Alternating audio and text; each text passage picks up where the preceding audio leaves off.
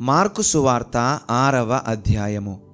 ఆయన అక్కడ నుండి బయలుదేరి స్వదేశమునకు రాగా ఆయన శిష్యులు ఆయనను వెంబడించిరి.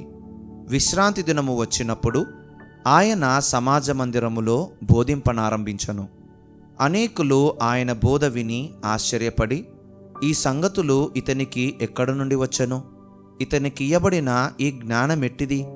ఇతని చేతుల వలన ఇట్టి అద్భుతములు చేయబడుచున్నవి ఇదేమి? ఇతడు మరియ కుమారుడు కాడా? ఇతడు యాకోబు, యోసే, యూదా, సీమోను అనువారి సహోదరుడగు వడ్లవాడు కాడా? ఇతని సోదరీమణులందరూ మనతోనున్నారు కారా అని చెప్పుకొనుచు ఆయన విషయమై అభ్యంతరపడిరి. అందుకు యేసు, ప్రవక్త తన దేశములోనూ తన బంధువులలోనూ తన ఇంటివారిలోనూ తప్ప మరి ఎక్కడనూ ఘనహీనుడు కాడని చెప్పెను. అందువలన కొద్దిమంది రోగుల మీద చేతులుంచి వారిని స్వస్థపరచుట తప్ప మరి ఏ అద్భుతమునో ఆయన అక్కడ చేయజాలకపోయెను.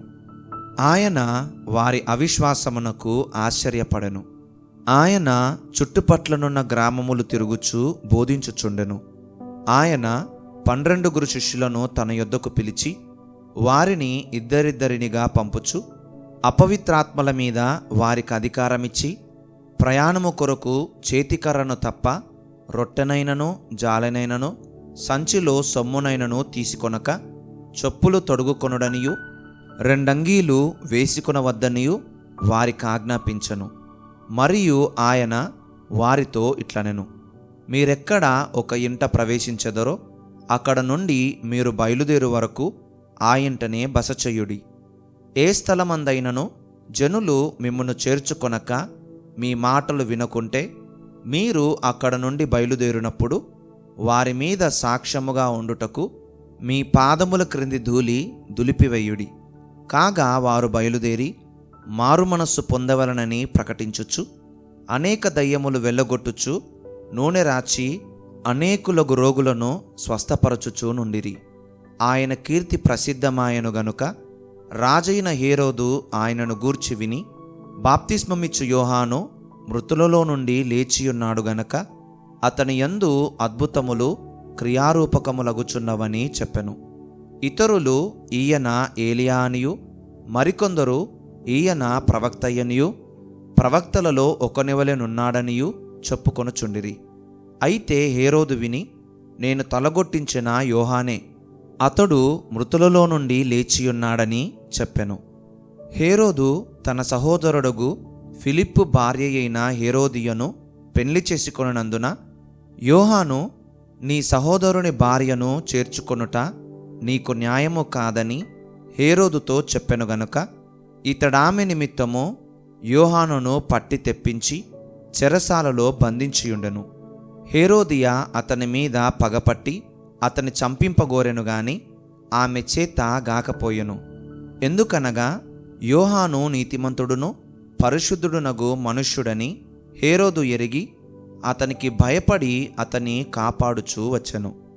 మరియు అతని మాటలు వినినప్పుడు ఏమి చెయ్యనో తోచకపోయినను సంతోషముతో వినుచుండెను.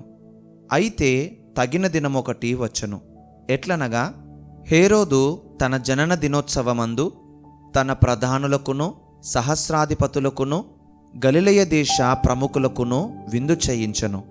అప్పుడు హేరోదియ కుమార్తె లోపలికి వచ్చి నాట్యమాడి హేరోదును అతనితో కూడా పంక్తిని కూర్చున్న వారిని సంతోషపరచెను గనుక, రాజు నీకిష్టమైనది ఏదైనను నన్నడుగుము, నేను నీకిచ్చెదనని ఆ చిన్నదానితో చెప్పెను. మరియు నీవు నా రాజ్యములో సగము మట్టుకు ఏమి అడిగినను నీకిచ్చెదనని అతడు ఆమెతో ఒట్టు పెట్టుకొనెను. గనుక ఆమె వెళ్ళి నేనేమి అడిగెదనని తన తల్లిని అడుగగా ఆమె బాప్తిస్మమిచ్చు యోహాను తల అడుగుమనెను. వెంటనే ఆమె త్వరగా రాజునొద్దకు వచ్చి బాప్తిస్మమిచ్చు యోహాను తల పల్లెములో పెట్టి ఇప్పుడే నాకిప్పింపగోరుచున్నానని చెప్పెను.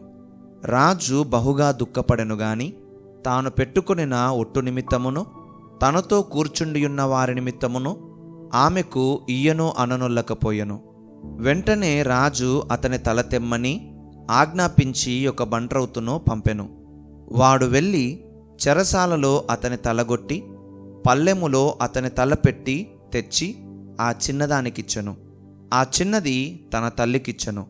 యోహాను శిష్యులు ఈ సంగతి విని వచ్చి శవమును ఎత్తికొని పోయి సమాధిలో ఉంచిరి.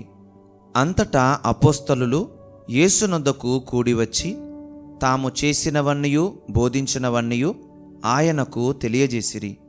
అప్పుడాయన, మీరేకాంతముగా అరణ్య ప్రదేశమునకు వచ్చి కొంచెముసేపు అలసట తీర్చుకొనుడని చెప్పెను.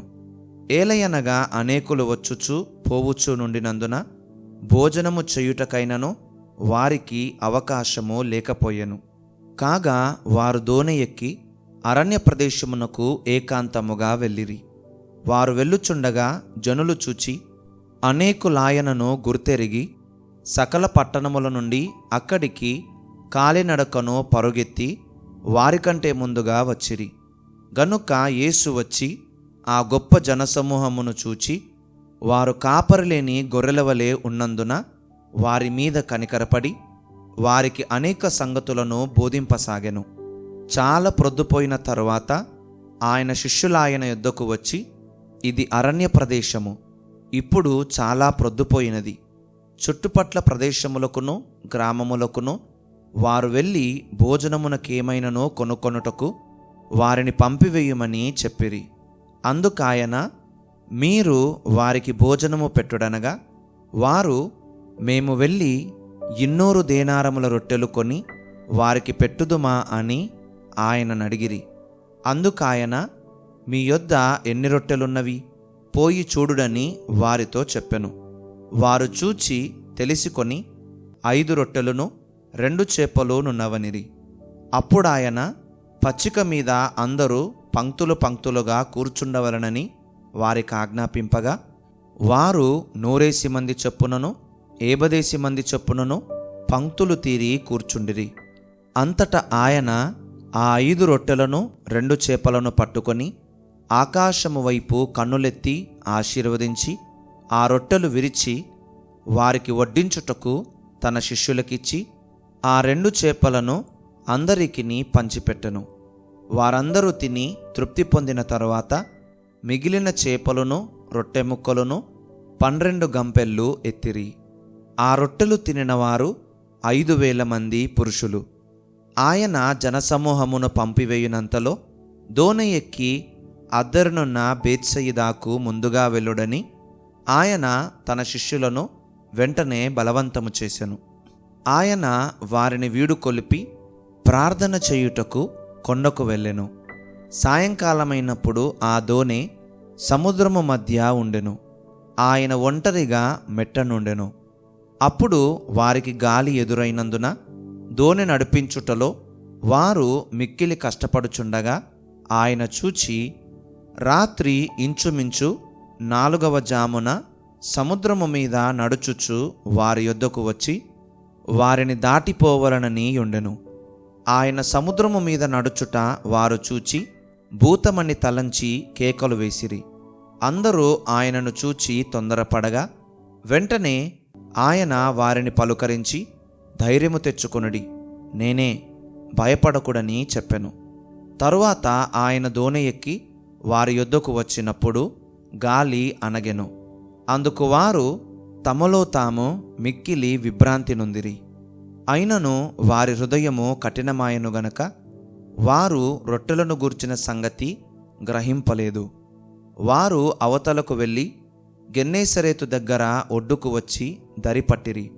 వారు దోణి దిగగానే జనులు ఆయనను గుర్తుపట్టి ఆ ప్రదేశమందంతటా పరుగెత్తుకొని పోయి ఆయన యున్నాడని వినిన చోటునకు రోగులను మంచముల మీద మోసికొని వచ్చుటకు మొదలుపెట్టిరి.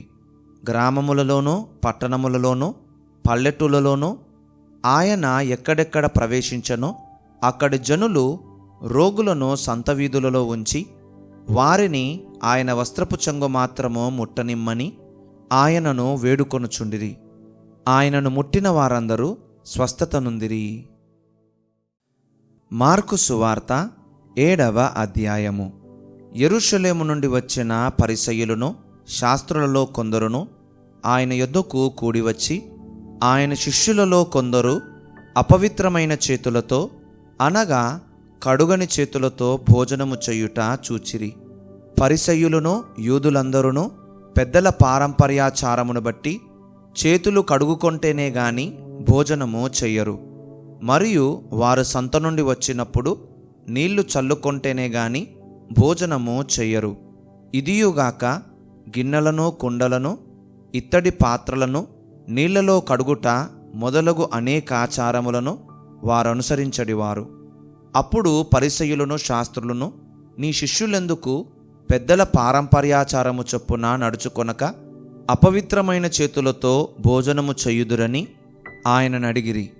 అందుకాయన వారితో ఇలాగు చెప్పెను, ఈ ప్రజలు పెదవులతో నన్ను ఘనపరచుదురు గాని వారి హృదయము నాకు దూరముగా ఉన్నది.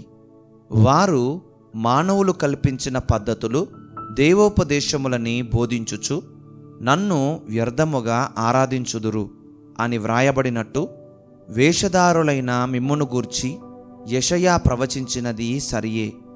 మీరు దేవుని ఆజ్ఞను విడిచిపెట్టి మనుషుల పారంపర్యాచారమును గైకొనుచున్నారు. మరియు ఆయన, మీరు మీ పారంపర్యాచారమును గైకొనుటకు దేవుని ఆజ్ఞను బొత్తిగా నిరాకరించుదురు. నీ తల్లిదండ్రులను ఘనపరచవలననియు తండ్రినైనను తల్లినైనను దూషించువానికి మరణశిక్ష విధింపవలననియు మోషే చెప్పెను గదా. అయినను మీరు ఒకడు తన తండ్రినైనను తల్లినైనను చూచి, నా వలన నీకు ప్రయోజనమగునది ఏదో అది కోర్బాను అనగా దేవార్పితమని చెప్పిన ఎడల తన తండ్రికైనను తల్లికైనను వానిని ఏమీయూ చేయనీయక మీరు నియమించిన మీ పారంపర్యాచారము వలన దేవుని వాక్యమును నిరర్ధకము చెయ్యుదురు. ఇటువంటివి అనేకములు మీరు చెయ్యుదురని చెప్పెను. అప్పుడాయన జనసమూహమును మరలా తన యొద్దకు పిలిచి, మీరందరూ నా మాట విని గ్రహించుడి. వెలుపల నుండి లోపలికి పోయి మనుష్యుని అపవిత్రునిగా చేయగలుగునది ఏదియూ లేదు గాని లోపల నుండి బయలువెళ్ళునవే మనుష్యుని అపవిత్రునిగా చేయుననెను. ఆయన జనసమూహమును విడిచి ఇంటిలోనికి వచ్చినప్పుడు ఆయన శిష్యులు ఈ ఉపమానమును గూర్చి ఆయనను అడుగగా ఆయన వారితో ఇట్లనెను, మీరును ఇంత అవివేకులయ్యున్నారా? వెలుపలి నుండి మనుష్యుని లోపలికి పోవునదేదియు వానిని అపవిత్రునిగా చెయ్యజాలదని మీరు గ్రహింపకున్నారా? అది వాని హృదయములో ప్రవేశింపక కడుపులోనే ప్రవేశించి బహిర్భూమిలో విడువబడును. ఇట్లు అది భోజన పదార్థములన్నిటినీ పవిత్రపరచును. మనుష్యుని లోపలి నుండి బయలువెళ్ళునది మనుష్యుని అపవిత్రపరచును. లోపలి నుండి అనగా మనుష్యుల హృదయములో నుండి దురాలోచనలను, జారత్వములను, దొంగతనములను, నరహత్యలను, వ్యభిచారములను, లోభములను, చెడుతనములను, కృత్రిమమును, కామవికారమును, మత్సరమును, దేవదూషణయు, అహంభావమును, అవివేకమును వచ్చును. ఈ చెడ్డవన్నయు లోపలి నుండియే బయలువెళ్ళి మనుష్యుని అపవిత్రపరచునని ఆయన చెప్పెను. ఆయన అక్కడ నుండి లేచి తూరు సీదోనుల ప్రాంతములకు వెళ్ళి ఒక ఇంట ప్రవేశించి ఆ సంగతి ఎవనికిని తెలియకుండవరనని కోరెను. గాని ఆయన మరుగయుండలేకపోయెను. అపవిత్రాత్మ పట్టిన చిన్న కుమార్తె గల యొక్క స్త్రీ ఆయనను గూర్చి విని వెంటనే వచ్చి ఆయన పాదముల మీద పడెను. ఆ స్త్రీ సురోఫెనికయ వంశమందు పుట్టిన గ్రీసు దేశస్థురాలు. ఆమె తన కుమార్తెల నుండి ఆ దయ్యమును వెళ్ళగొట్టుమని ఆయనను వేడుకొనెను. ఆయన ఆమెను చూచి, పిల్లలు మొదట తృప్తి పొందవలెను, పిల్లల రొట్టె తీసుకొని కుక్క పిల్లలకు వెయ్యుట యుక్తము కాదనెను. అందుకామె, నిజమే ప్రభువా, అయితే కుక్క పిల్లలు కూడా బల్ల క్రింద ఉండి పిల్లలు పడవేయు రొట్టె ముక్కలు తినును గదా అని ఆయనతో చెప్పెను. అందుకాయన, ఈ మాట చెప్పినందున వెళ్ళుము, దయ్యము నీ కుమార్తెను వదలిపోయినదని ఆమెతో చెప్పెను. ఆమె ఇంటికి వచ్చి తన కుమార్తె మంచము మీద పండుకొని యుండుటయు దయ్యము వదలిపోయి యుండుటయు చూచెను. ఆయన మరల తూరు ప్రాంతములు విడిచి సీదోను ద్వారా దెకపొలి ప్రాంతముల మీదుగా గలిలయ సముద్రమునొద్దకు వచ్చెను. అప్పుడు వారు చెవుడు గల నత్తివాని ఒకని ఆయన యొద్దకు తోడుకొని వచ్చి వాని మీద చెయ్యియుంచుమని ఆయనను వేడుకొనిరి. సమూహములో నుండి ఆయన వానిని ఏకాంతమునకు తోడుకొని పోయి వాని చెవులలో తన వ్రేళ్లు పెట్టి ఉమ్మివేసి వాని నాలుక ముట్టి ఆకాశము వైపు కన్నులెత్తి నిట్టూర్పు విడిచి ఎఫ్ఫాతా అని వానితో చెప్పెను. ఆ మాటకు తెరవబడుమని అర్థము. అంతటా వాని చెవులు తెరవబడెను. వాని నాలుక నరము సడలి వాడు తేటగా మాటలాడుచుండెను. అప్పుడాయన ఇది ఎవనితోనూ చెప్పవద్దని వారికాజ్ఞాపించెను. అయితే ఆయన చెప్పవద్దని వారికాజ్ఞాపించిన కొలది వారు మరి ఎక్కువగా దానిని ప్రసిద్ధి చెయ్యుచు, ఈయన సమస్తమును బాగుగా చేసియున్నాడు, చెవిటివారు వినునట్లుగాను మూగవారు మాటలాడునట్లుగాను చేయుచున్నాడని చెప్పుకొని అపరిమితముగా ఆశ్చర్యపడిరి.